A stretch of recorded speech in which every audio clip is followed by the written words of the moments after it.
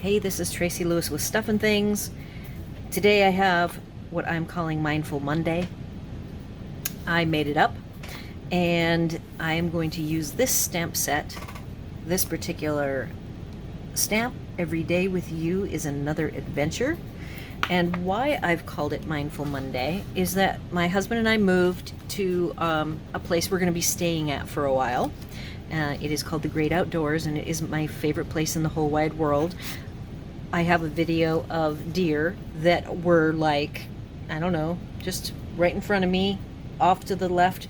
The deer here are not scared of you. They're cautious, but they're not scared. Like, you can go really slow on your golf cart and they'll just like look at you while they're eating. So it's pretty cool.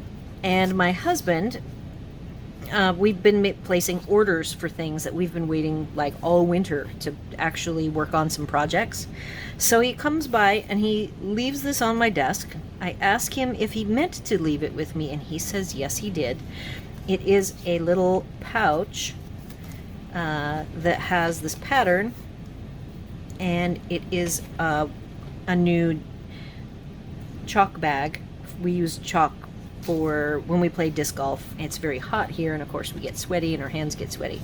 So this was inside of it, and he says, I left this for you because I think it would make a great background for a card. See what you can do with it. And our anniversary was May 5th, and it was really busy last week. We landed here on Sunday the 1st, and then we had 3 days that we had appointments, and we ordered a bunch of stuff actually even before we arrived, and it came. So we have been so busy that, and I make cards all the time. So Hub was totally fine that I did not make us a card for our 32nd anniversary. And so I am going to make it now. And I'm going to use this as the background. I'm going to go away and do some stuff, but what I'm going to try to do with this, it's a topographical map. And I don't know if you remember this, but years ago, we actually started dating in our teens. And we are quite old now, you know, being retired. So he would go to REI and go to like the map section and buy these topographical maps that he would then use to go hiking with. So that's what this reminds me of here. And I think I want to take, I haven't even compared this to basic black, but I want to take Versamark and do clear. There's actually, I own the Essentials, the Basics embossing set, and the metallics. There's black and there's clear. So I am going to experiment with doing a matte. It'll be just around the edge of some basic black, and I will do it in clear, and I will do it in black. And then I have this pearlescent, really shiny, textury paper. And I want to take the stamp that I told you about. I already had it, take it apart, but hadn't finished putting on the lettering. And then there's this particular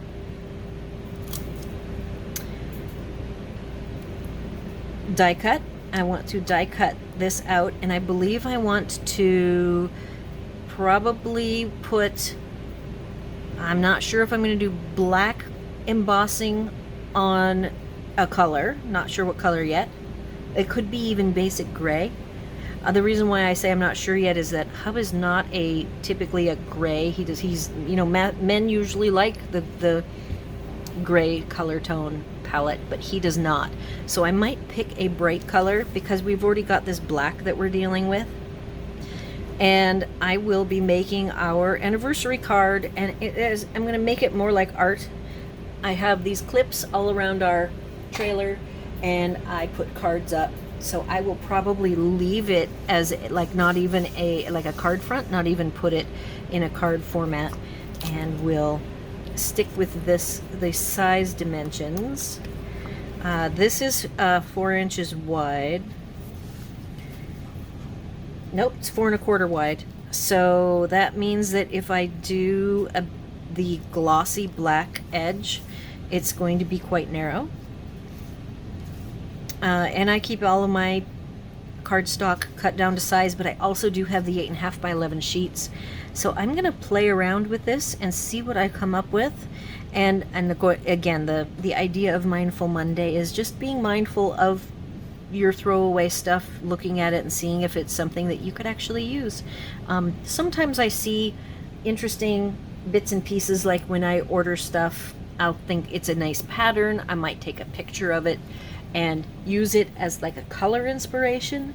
But I have not in the recent past at all been inspired by something I received in the mail. So I'm pretty impressed that Hub saw this and thought to keep it and tell me to use it for something. And that is what I'm going to do. So I will go away and do some creating, and then I'll be back.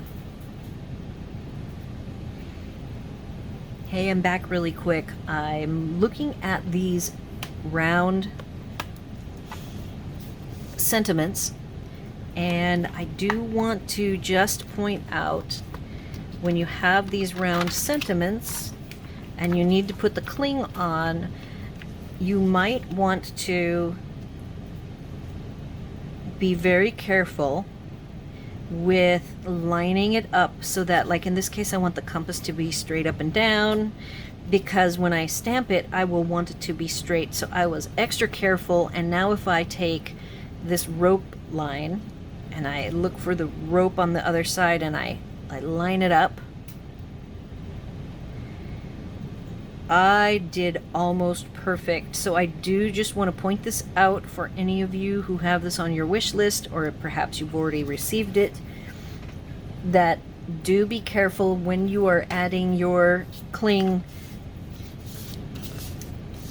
You're going to have to be careful with this one, the one that I just did. And possibly this one, but it's oval, so I don't think it's going to be as much of a challenge. So I guess the two to be wary of are the two round ones. So just pointing that out, keep that in mind. Okay, I've done a little bit of prep.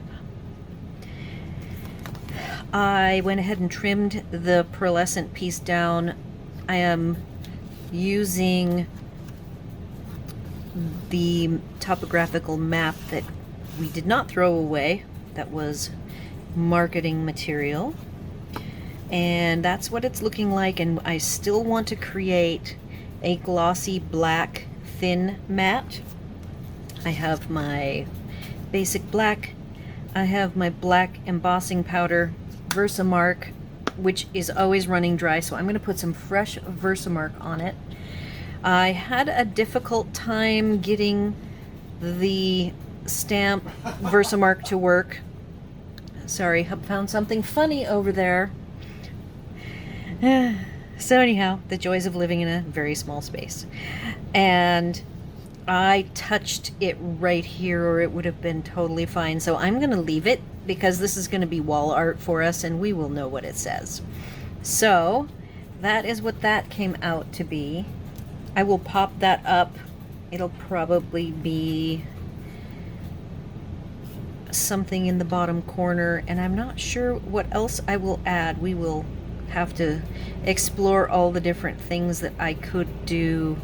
I could do a bar across of something interesting, even take and do 2 pieces of black and do those with some glossy, but we'll see. Okay, so for right now, I am going to quickly, and how I freshen up a spot, I go back and forth. The Versamark is very thick, so it takes a bit to soak in, and then up and down, and do that, go close to the edges without going over, which is way more important when you have ink, because if you go over, things get really messy. So we've got a bunch of globbed Versamark, and I might set that aside for just a minute and come back once it has soaked into the pad, and then I will explore this with you. I have never actually tried to heat emboss edges before, and I might even have to do it more than once. So this will be a fun adventure. See, and while talking, this is almost all the way soaked in. Now, since I want it to be very heavy and not dry, I am going to use it as it is. I have cut it, I forgot to show you how thin. It is very, very thin. I could try to just do one side at a time, but Versamark dries really slow, so it should be safe for me to spend the time to get all 4 sides inked. Again, I do believe that I will be using up all that ink I just put on for this experiment, and I'm okay with that. I have like 2 bottles floating around here. Trying to see the shiny. Make sure I get it thick enough for my matting.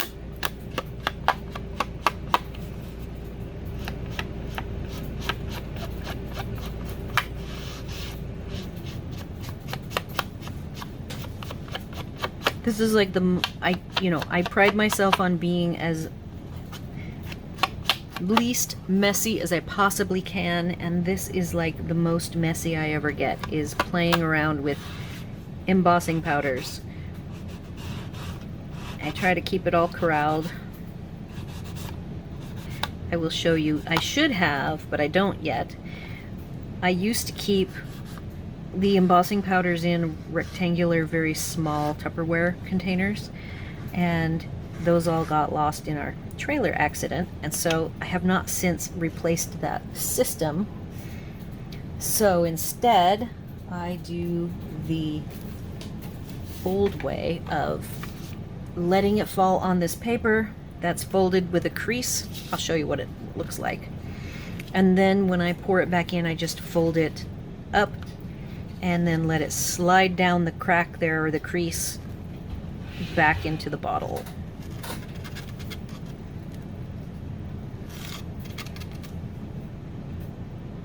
So it is going on rather thick, which I wanted because I want to make sure that...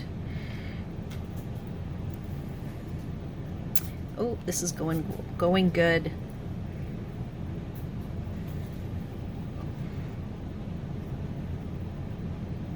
I even think so. I think that's even thick enough. I made the mat very small.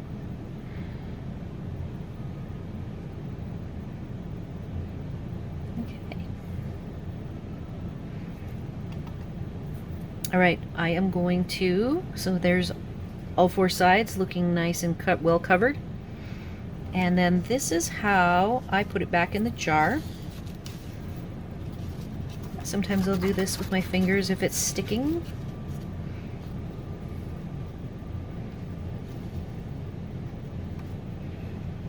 And I just let it slide in. And then if there's any left on this paper and you don't like it, I do have a Nouveau blush brush thing that I use, that stays on my desk, and I use it to keep it clean. All right, I'm gonna go away. I won't bore you with the actual heating up part. That is just noisy. And I'll come back in a minute with the finished product. I'm gonna show you what it looks like with just one application, and we'll see if I need to do a second. All right, I'm back. Here is what the edges look like. Very cool. It'll be great for a Halloween treatment or something. Let's now see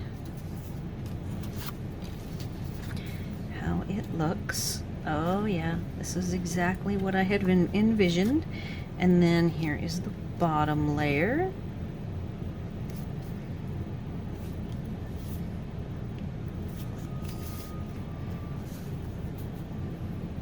And I have